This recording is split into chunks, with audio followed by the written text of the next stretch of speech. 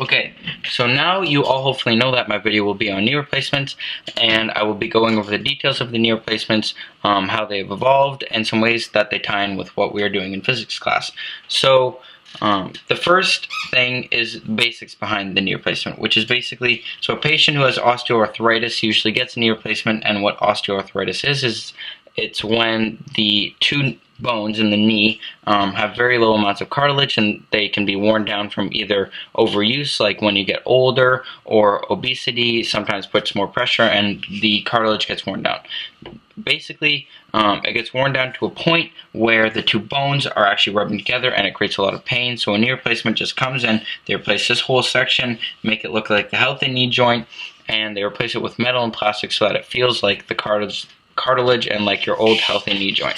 So the first knee replacement was in 1880 by Themistocles Gluck, and he came up with the idea to replace the whole knee with ivory. The only thing with this is that it was very heavy, it cost a lot, he had to use a lot of cement, and the infection rate was so high that people just basically didn't want them. So in 1960, this was the first practical example of knee replacement, and it was performed in Japan first.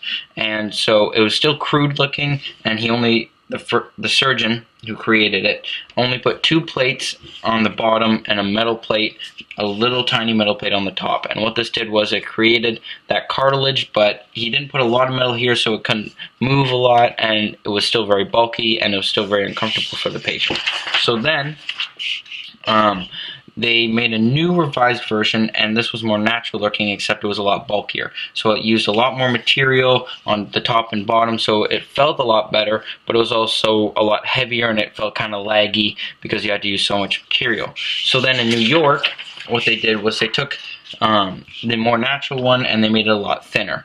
And they also made it dimpled so that you could either have cement and your recovery time wouldn't be as long, but it would be heavier, or you could just let it grow naturally after the surgery and it would be replaced with bone and would be lighter. It's just your recovery time would be a lot greater. So this was the joint that they made, but then they made it so thin that the bottom part was way too small and it wouldn't keep the top part on, so often when you would get to a certain angle it would dislocate and it would actually pop out. So they had a lot of patients with that happening, and that was obviously not good. So then what they did was they made the top part a lot deeper, and they made the plastic part a lot taller so that it fit better and that they wouldn't have that dislocating. And now this is the basis for all knee replacements that exist today. So like I said, the basis behind a knee replacement is to replace the knee that has osteoarthritis and to make it like your old knee. So they want to make the angle as great as they can, and they basically want to make sure that you have the same range of motion as you did with your old knee. So what they do is they always try to increase this angle, and they're not always the same as your old knee, but they try and get as close as they can, and so they always try to develop the technology more. But the problem with developing technology is that the newer technology always costs a lot more. So in Canada, a knee replacement to make alone is $1,000 from the companies who make them, and the hospital buys them, and then the government pays for them, and the hospital buys them for $8,000 each for each replacement. And that's not even what the surgical costs. The surgical costs for the surgeon and the operating room and the nurses and anesthetics and all those other things can add up to $18,000 per surgery. So it's actually very, very expensive. And in the US, where it's private healthcare, it can actually cost upwards of $40,000. So it's a huge investment. So the companies that make them are now realizing this, and they're like, well, we don't want them to be this expensive because people won't buy them. So what they're actually making specialized instruments so that the surgeons can use less time cutting things and making all these specialized holes and everything, and that they can just fit them on, and it'll be a lot smoother, so they use less time, and then essentially it'll be cheaper, and then more people want to get them because they're cheaper. So as we can see from these two charts, over the time, over the years, sorry, people have been increasing, and like the number of surgeries have been increasing. And last year we had 57,000 surgeries in Canada and 700,000 surgeries in the US. So that's a lot. And then this basically shows a chart from in 1999 to 2008, and you can see that it's always increasing, and in 2030 they're expected to perform over 3